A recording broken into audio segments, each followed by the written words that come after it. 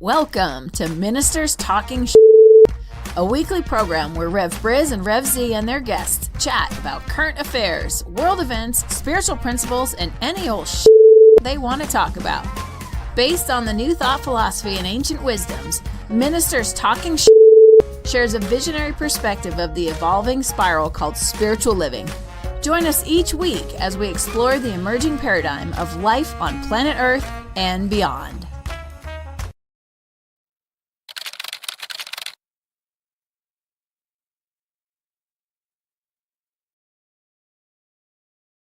And hello again, dear ones. Dr. Robert with you over here.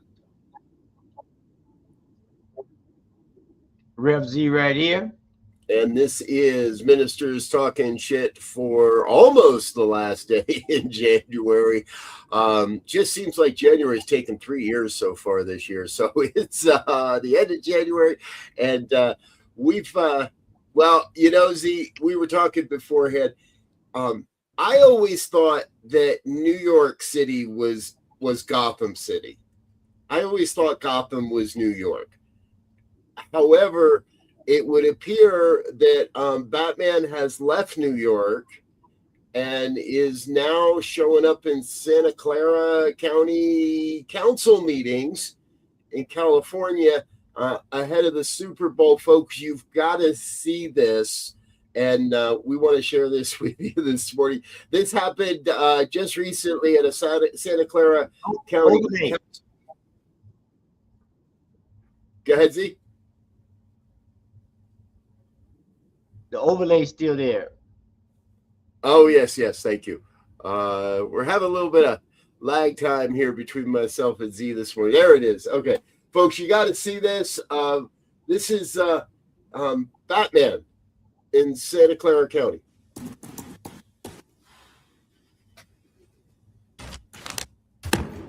What the are we doing here? Seriously, you have had months to prepare for this upcoming event. I don't give a damn if this is outside of decorum. People are dying on our streets every single day in this country because we allow this federal government to walk all over you. Look me in the eye. Can any one of you go home to your children and tell them that you did everything you could to protect their classmates, to protect their grandparents, to protect them? I don't think you can, with the exception of Park. Thank you. This needs to have happened 2 months ago, but you can still make it up and make every single policy on this little sheet of paper here happen right now, happen before the Super Bowl, happen before potentially hundreds of masked men come into our city and kill people. I am disgusted by each and every one of you, with the exception of Councilmember Park, that you have not done something more. You need to affirm that no city resources will go to ICE, that no cooperation will be given to them. You need to affirm to the country, to the world, that you are not cowards. Because as of right now, I stand in front of a council of cowards. And if you do not act, you're not just cowards, you are traitors. Traitors to each and every individual you serve. To each and every individual that lives in this country, legal or not. You need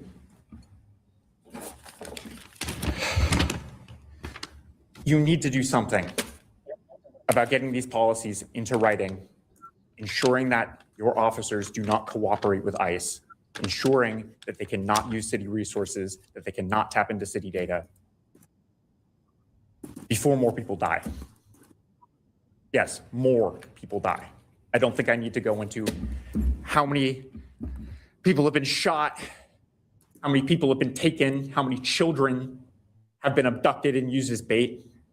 I don't need to tell you that. You see it on the TV every single day. I don't want you to sit back and watch. I want you to fucking do something.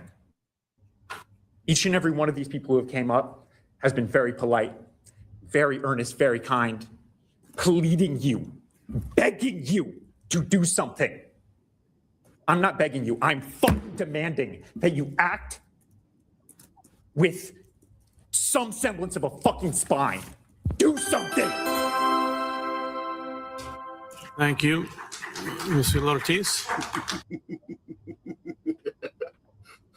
When you've lost Batman, I don't know what you can say.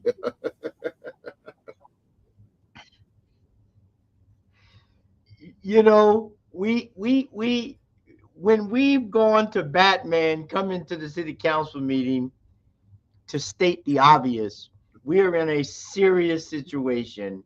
And you know, in line with the whole ICE thing, there's a consulting company, Cap Gemini. I used to work with some people from there, and right. So they're pulling the wool over everybody's eyes. People who's supposed to help them, the citizens, the councils, the local governments, and they're running roughshod over everybody, which is ridiculous. Yeah, absolutely ridiculous. Exactly. And I will say this this piece really made me want to go out and buy a Batman outfit. I would love to see Batman showing up at city councils all across the country, and you know, they're not that expensive, folks. A couple $100, you get a really good Batman outfit, and go to your city council meeting. But you know, when you've lost Batman, that's one thing. But here's another: when you've lost Marjorie Taylor Greene, that's another. And Marjorie Taylor Greene has been making statements that she is accusing the Trump administration of baiting America, leading America towards civil war. Realize my microphone's way over there, so you might hear me a little better if I do that, folks. My apologies. Marjorie Taylor Greene is making public appearances stating that Donald Trump and the MAGA far-right party, that his regime is leading us towards civil war. Now, I want to call Marjorie Taylor Greene and say, well, what are you going to do about it, girl? Like, come on. I don't see your name on the list of people calling for the resignation of Kristi Noem. I don't see you actually standing with the Democrats on this funding bill that looks like it'll probably pass. And I've taken up a campaign of calling Lauren Boebert's office. Interestingly enough, I actually spoke to a human yesterday. After a couple of weeks of calling Lauren Boebert's office and leaving wonderfully impassioned messages, I was surprised when I spoke to a real human yesterday and got to tell one of her aides how impassioned I am that she signed on and for this resignation bill. There's a House Resolution 996 calling for the resignation of Kristi Noem.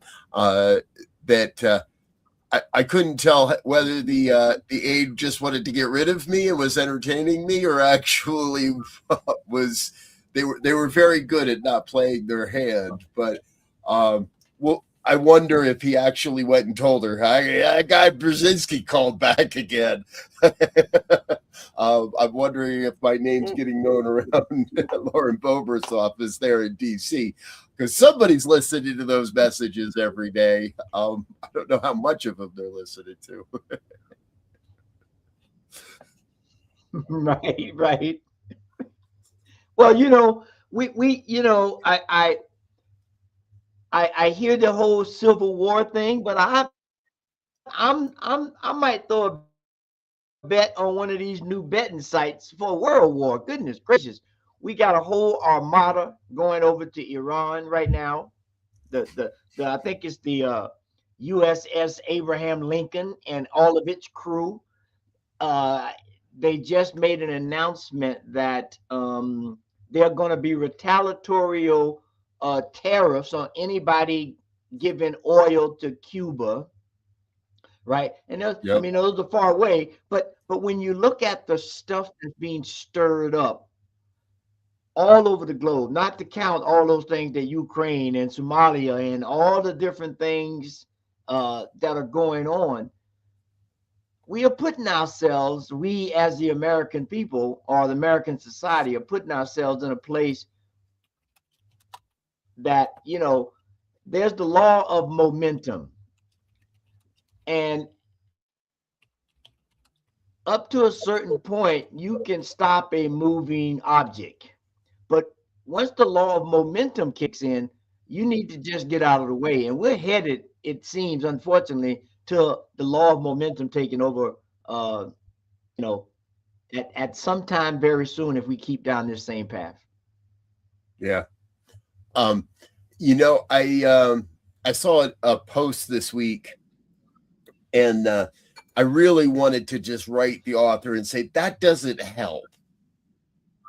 But the author of the post was reminding us that in the Star Trek canon, in the Star Trek world, and for those, Star Trek just released a new series, Star Trek Academy. It's set in San Francisco. It's, you know, a bunch of great characters in their early formative years. But they reminded us that in Star Trek, World War III begins in the summer of 2026. And it lasts until 2053. And I really wanted to type in, this is not helping. Like, don't give them any more friggin' ideas. I'm sure they have enough ideas of their own. We don't need to remind them that Star Trek might have been right about that one. But I'm with you, Z, right? Trump made a comment yesterday that he hopes we don't have to get aggressive or hopes we don't have to get violent with Iran. Right. And so how long can you cry wolf and say that and don't do something and you know, undermine your credibility, right? If he keeps making these kind of threats, at some point he's going to have to pull a trigger, or, you know, no one's going to take him serious. And he, you know, and that's the last thing he wanted, someone not to take him serious. Yeah, exactly. That's the I don't know if you saw this one. I guess Amazon. So Amazon and Jeff Bezos, Amazon has spent like $75 million on this Melania movie, and it opened in London, and it sold one ticket. They opened it in London. They sold one ticket. So obviously it didn't play well in London. And I saw a thing yesterday that supposedly, now I wasn't able to confirm this, but supposedly there was a job wanted ad or a job ad in the Craigslist for Boston that people, they were paying $50 if you would go see the Melania movie. But you had to be in the theater the whole time. You couldn't leave early, and they would buy you a ticket and pay you $50 to go see the Melania movie in Boston. So somebody commented, and you complain the left are using paid protesters. So I think the only people going to see Melania movie are MAGA politicians. One ticket in London. Wow. And that's not the biggest and you know, or go ahead. Yeah, no, I was just gonna say, and they used to, they being the far right party, used to always say, oh, the Democrats are paying people to show up to these protests and being agitators, and now you're paying people to go watch a movie and dinner, just to try to make the powers that be money. I mean, it's and I don't know what else they're trying to do, because I'm not interested in Melania. Oh yeah, no, I think this proves most people aren't. Most people are not at all interested in this woman. But but that's not Donald's biggest con of the week. The big con came yesterday when Donald announced that he will be suing the IRS. You heard me right. Donald Trump is suing the Internal Revenue Service for $10 million, claiming that if you remember back in 2018, there was a leak of some tax documents by him and about him and his businesses and his sons. Well, they're claiming that did irreparable harm to his yeah, to his reputation, to his businesses, yada yada yada.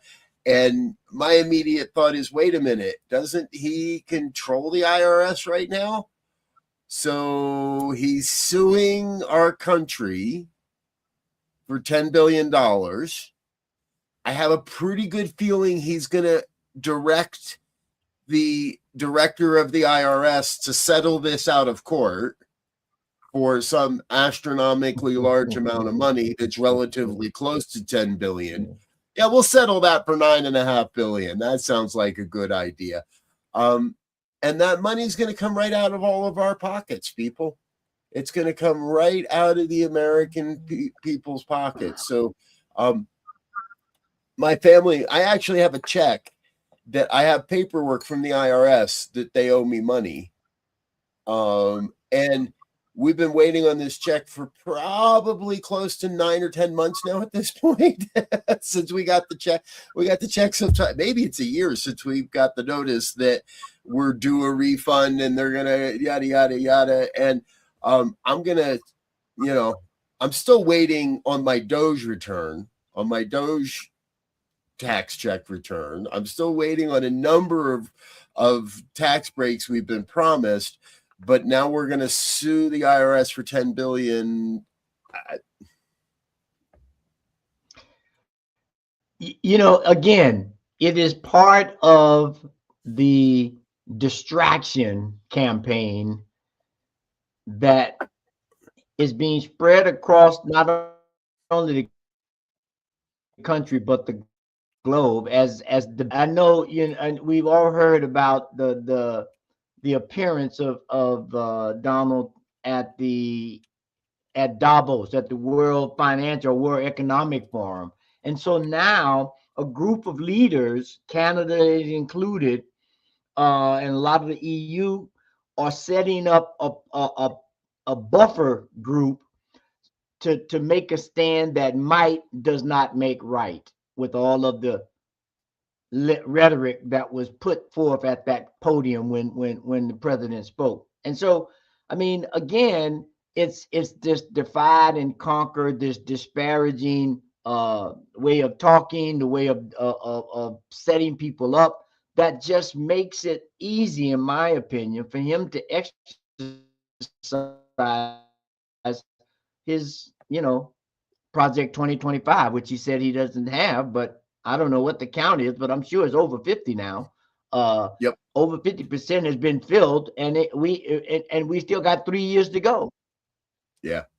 And we might talk about Project Esther at another time, but I pulled up this morning when I saw the IRS story. I pulled up an old story 6 months ago by Axios. 6 months ago, Axios reported that Trump had extracted more than $1.2 billion in settlements from over 13 different American companies.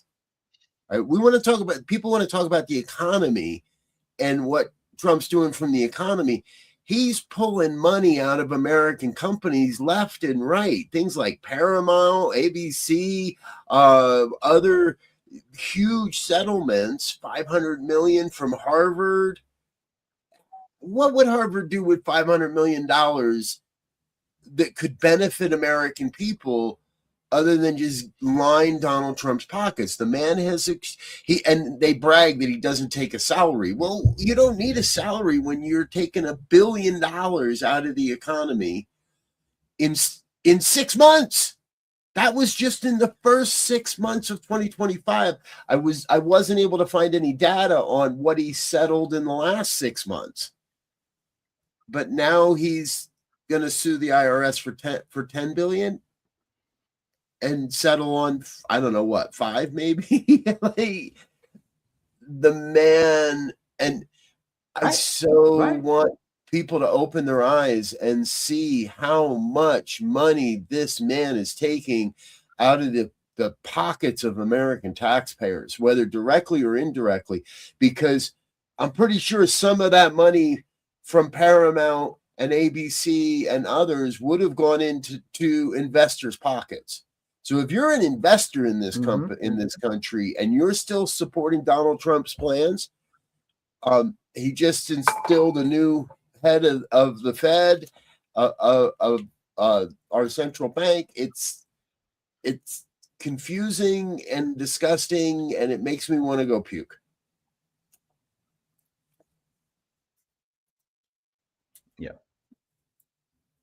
Yeah. Because the current Fed chairman is still in office, but he's already publicizing his new pick, I guess, to start stirring to try to put pressure somewhere. I guess on the Supreme Court, maybe they're still dealing with the President Crook, who they said tried to falsify mortgage documents, checked the wrong box or something. I don't even follow his shenanigans anymore, because as you just said with this thing with the IRS, he comes in with this astronomical, unheard of suit price, if you will, and then he settles. He doesn't want to go to court. Nobody wants to go to court and hash out all kind of madness. So they say, all right, you did 10. You asked me for 10 billion. I'll give you 2 billion, and then we'll call it good. Hell, if he got 1 billion, he'd be good, right? And he knows people are not going to fight it. Right. He's the guy in charge. He's not going to fight himself. He's not going to tell his director to fight himself.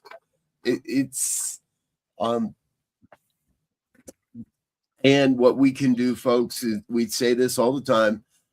Call your representatives, call your senators, let them know that something needs to change. And I saw a thing this week. I was reading an article this week that a lot of people will say that economic boycotts don't work.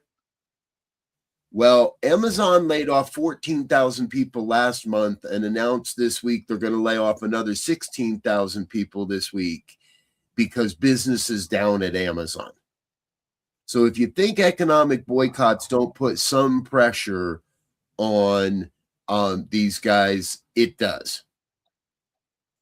Again, losing $74 million promoting a movie that gets one ticket sold is probably hurt just as much too. But we have to keep up the pressure. So today, if you're watching this today, if you're watching this live or at any time today on a Friday, today is a call for an economic boycott, an economic blackout. Please do your best not to spend money today. Please do. I know many people can't just get up and walk out of work, but if you can, do it. If you're a student and you can get up and walk out of class, do it. Because nobody's going to notice if you're missing on a Friday from school anyway these days. So, if you can get up and walk out today, do it. And do your best not to spend money anywhere.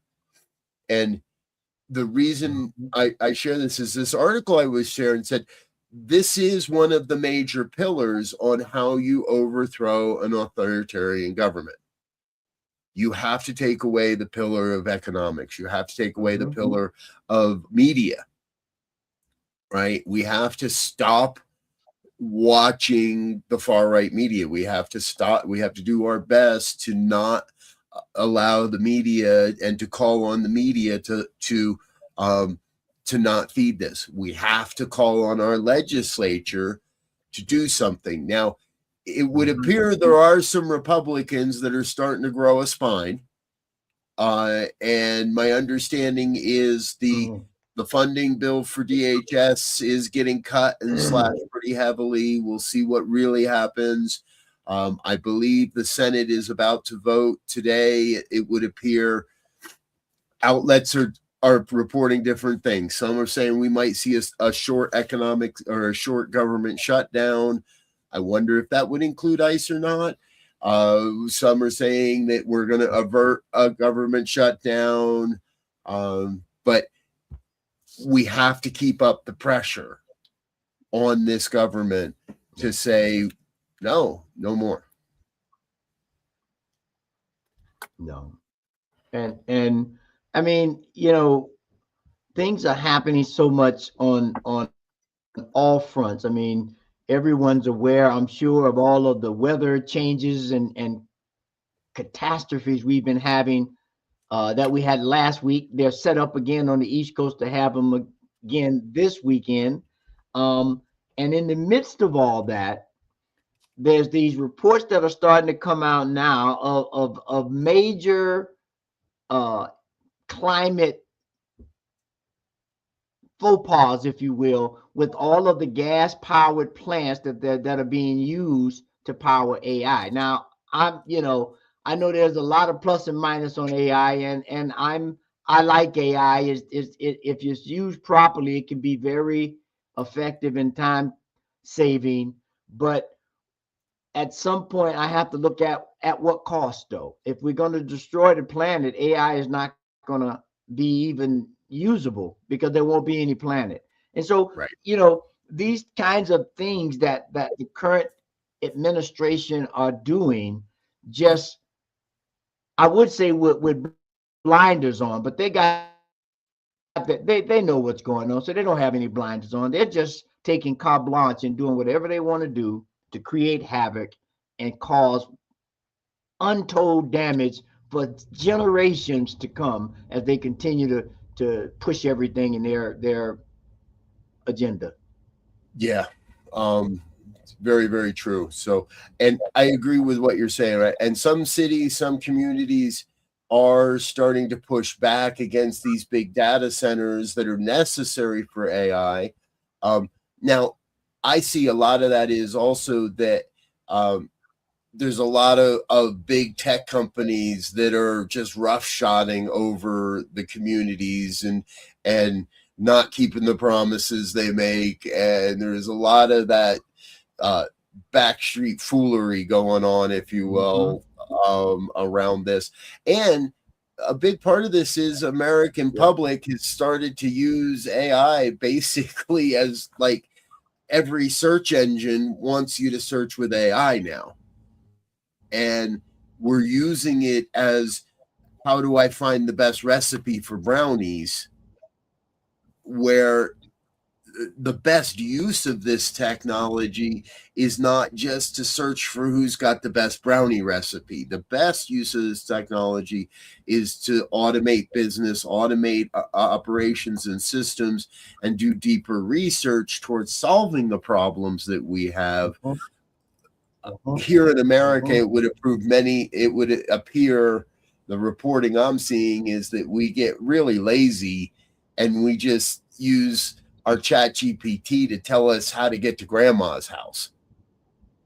Yeah. You don't need that. We're using it like Google. Yeah. And even Google now, you go to Google now, you type in any real search, unless you're very specific with your search, the first thing you're going to get is AI responses at the top. Now, if you search, how do I get to, this specific thing, I want to research the National Health Institute, it'll take you right to that website. But if you just go in and say, what's the best remedy for a cold, you're gonna get all kinds of stuff back. And we've got to start to be, I believe, more precise, more direct in how we use these technologies. what we use them for. Yeah. Yep, because when the internet first came out, there was the search engine optimization, right? Those SEOs, right? And Yep. so now they're losing out to AI search. So now they're starting to optimize AI for these searches for just that reason, which for these simple type of questions, I don't know what the carbon footprint is for a simple question, but I'm sure that somebody will figure that out and come up with the carbon footprint for what it costs to ask about the brownie recipe. And Right. And we have to be able to use the technology is great. It has some effects on people in terms of raising their electricity bill or their energy bill and so forth. And we have to be smart about how we use these tools. Yep. Yes, absolutely.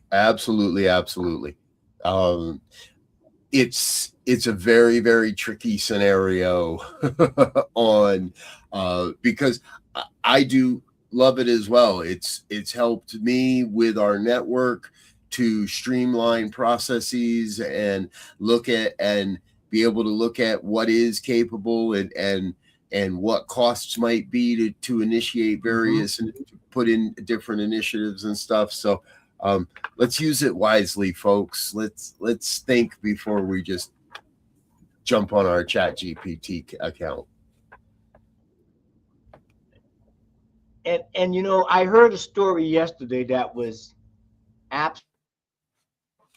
absolutely terrifying. I almost don't want to say it, but I have to say it because we have to keep an eye on it. There is a new virus that has been detected in India that right now there's no vaccine or no way to stop it, as they said, and they're trying to quarantine it and figure it all out. But God forbid anything like that happens again. Right now, who knows? When COVID came around, they tried to hush it and move it so that nobody got wind of it. So if nothing else, I think one positive thing is that this has come out a little bit earlier. They've said where and so forth, but let's just hope, pray, and do all the research and work that we need to do to make sure that it gets quarantined and stays where it is until we can get a antidote, if you will, against it, because it was quite scary. And India, as of yesterday, is reporting that it has been contained. And what I'm seeing here is just 2 cases have been confirmed. Now, this is according to the World Health Organization. I'll tell you, that was a sorry picture. I saw a video of the World Health Organization removing the American flag from in front of its world headquarters last week, and that really just felt like no.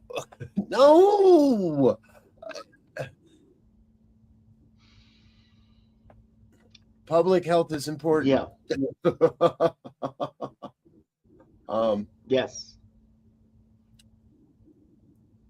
I mean, you just look at the measles. Just look at the measles outbreak that's taking place right now. I think it's South Carolina. Or is it Texas? Yeah, big measles thing. The measles in Texas. I didn't know. Is there an outbreak? If there's an outbreak in the Carolinas, I wouldn't be surprised. I know that there was in Texas over the summer. There is one. So the point in all of this, there's folks, one there right now, and in the first couple of months. I'm sorry, first couple of months. I was just gonna say, first couple of months, they have more than Texas had all year. Wow. Linda is sharing that the virus in Asia is not human to human transmitted at this time. Exactly. Yes. It's but it has transmitted from animals. So the first outbreak that we know of was in 1999 in Malaysia, within their pork pig population. But it has made the jump from animal to human, and we have a couple of human cases at this point. So I'm going to trust that there's good doctors keeping us all safe over there, and do what's right as a human. Do what is right as a human, not just what seems right for me, but what seems right for all of us. And we're going to differ about that. We're going to bicker about that, right? We don't want to share these stories to try to scare people or to even to vilify people, but to, as Z said, pay attention, keep ourselves aware, not just, oh, there's nothing I can do about it. There's always something we can do about it. You've heard me say it. Call our legislators. Make a plan to vote. We're going to talk about this later in the year a lot more, but make a plan to vote so that you vote early and your vote is counted. Keep an eye on these stories so that when people, I guess now there's a fake AI video of Alex Preddy supposedly spitting on an ICE agent earlier in the day. Now, if you look at the thing, it's pretty obvious. There's a guy in the background whose face is getting warped. There's some guy kicking a car and his foot disappears into the side of the vehicle in the background, right? It's fairly obvious this is an AI generated video. However, we know more and more and more these deep fakes are coming into our news streams. And I saw one comment. It was, I don't care if it's fake. It doesn't change the fact that he shouldn't have been there. And he died because right. It was like, you're still buying into this old narrative that, I said this on somewhere this week. I have heard the term, and I really hope this is true. Alex Preddy is the second shot heard around the world. And more countries are pulling back. I think it was the Netherlands that declined the invitation to Trump's Board of Peace. And more countries are starting to pull back. America might get isolated, not because we want to, but because everybody else is saying no thanks. I've seen reports that hotel cancellations across Kansas City for FIFA later this year for the World Cup, that there are starting to be large blocks of hotel reservations that are starting to cancel because of all of this. Italy has said no, they're not going to allow ICE to accompany JD Vance to the Olympics next month, which right on Italy. So there is hope on the horizon, folks. It's not all, I know it looks ugly, and we all know that old phrase about it's darkest before the dawn. The thing we want to remember is there is always a dawn. The world is not going to stop spinning over this. And I really have trust that the sun shall rise again. Yes. Amen. Yeah. And it'll warm things up once it rises, and I know we just had a news report here in Colorado about the impact that the lack of snow or the warm weather here in Colorado has had on ski industry. Now imagine how FIFA is all over this country. I mean, they got it it's going to be in Seattle, it's going to be in Kansas City, it's going to be, I think, in New York. I mean, there's like 8 prominent cities that are spending money to get ready for this. And if the turnout is low or non-existent, that will not bode well for the economy. Yeah. It's exactly. It's going to hurt in a number of places if people really start pulling out of coming to the World Cup. It's becoming tough to be here. They're making it very hard to get even travel visas from some countries to be here, and so it's the pressure is building, and I believe the pressure is building that people are seeing. I think you're going to see more and more Republican politicians jump ship and either remain silent or come to this side, or start voting with Democrats. So if you're here in Colorado, call Lauren Boebert's office. Tell her it's dangerous to be an American in this environment. Tell her that you want to see her name on HR 996, calling for the removal of Kristi Noem. If you're call our senators and thank them for the work they are doing, and urge them to work harder, urge them to push further, urge them to put more pressure on their colleagues. All right, I'm not going to change Mitch McConnell's mind, but John Hickenlooper might. Senator Bennett might be able to help some of these Republicans. Susan Markey out of Maine wouldn't go so far as to say she regretted her confirmation of Kristi Noem, but did repeatedly say on camera she's very disappointed in the job that Kristi Noem has done at DHS. Hey, that's something, because she's a pretty staunch, hardcore Republican. She doesn't vote with Democrats ever.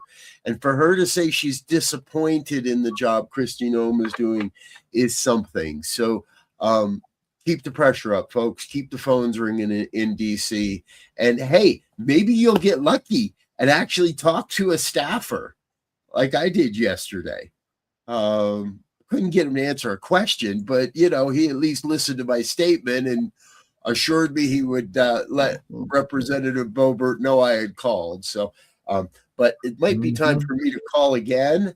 So we're going to wrap this up. I'm going to call. You make a phone call. Everybody start making a phone call, and don't buy anything today. No. Stand for the cause. Stand for the cause. Exactly. All right, folks. Thanks for watching. Thanks for being a part of what we're doing here on the New Thought Media Network. Please like, share, subscribe. Let your friends and family know what we're doing. Hit the donate button. If you've got it in your bank account that you can support us a little bit, please do. And we'll be back again next Friday with more of Ministers Talking Shit. Until then, we wish you peace and richest blessings. Bye now.